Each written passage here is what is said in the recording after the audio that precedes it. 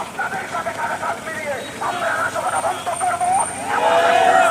সুন্দর সুভক্তির পরিচয় দিয়ে ওই খুনিদেরকে দেশের প্রত্যেকটা জেলা উপজেলা থানা থেকে আপনারা আপনাদের তকদির চালিয়ে যান। আমি সর্বশেষ আপনাদের সবাইকে ধন্যবাদ জানাচ্ছি এবং মেহরবানি করে অনুরোধ জানাচ্ছি, অশান্ত হবেন না, কারো কথায় বিভ্রান্ত হবেন না। সুন্নিরা মাঠে ছিল, মাঠে আছে, সুন্নিরা মাঠ ছাড়বে না। আপনারা সবাই মাঠে থাকুন। আমাদের কেন্দ্রীয় সেক্রেটারি বাংলাদেশ ইসলামী ছাত্র সেনার ছাত্র নেতা শহীদুল আলম এসেছেন, উনি শাহেদ আলম এসেছেন, ওনার মূল্যবান বক্তব্য উনি রাখবে, সবার উদ্দেশ্যে বলবে। শান্ত হন প্রশাসন এবং মিডিয়ার ভাইদেরকে ধন্যবাদ জানিয়ে আমি আমার বক্তব্য শেষ করলাম। আসসালামু আলাইকুম ওয়া রাহমাতুল্লাহ।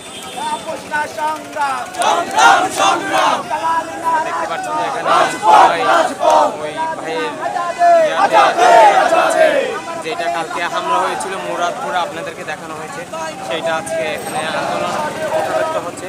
আমরা যদি গেলে বাংলাদেশ ইসলামী ফ্রন্ট কেন্দ্রীয় পরিষদের মাননীয় প্রেসিডিয়াম সদস্য জননেতা এম সুলাইমান ফরিদ ভাই উপস্থিত হয়েছেন।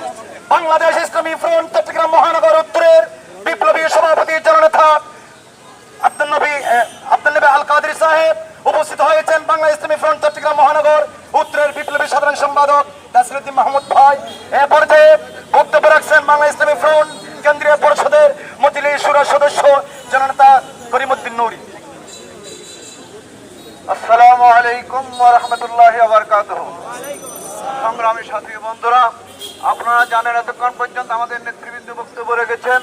আপনারা জানেন আমরা সুফিবাদী যারা সুন্নি মুসলমান আছি, আমরা ঘরে ছিলাম, আমরা আপন আপন ঘরে ছিলাম, মসজিদে ছিলাম, আমরা খানকায় ছিলাম।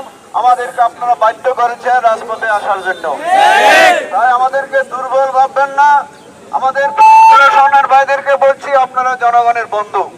আপনার কোনো খালে জনগণের শত্রু হতে যাবেন না।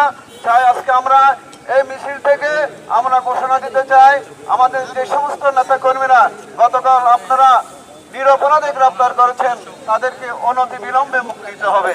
তাই আপনাকে আমার বক্তব্য আমি শেষ করছি। আসসালামু আলাইকুম ওয়া রাহমাতুল্লাহি ওয়া বারাকাতুহু। এখন বক্তব্য রাখার জন্য আহ্বান জানাচ্ছি বাংলাদেশ ইসলামী ফ্রন্ট চট্টগ্রাম মহানগর উত্তরের বিপ্লবী সভাপতি আলহাজ মাওলানা আব্দুল নবী আল কাদরি সাহেব।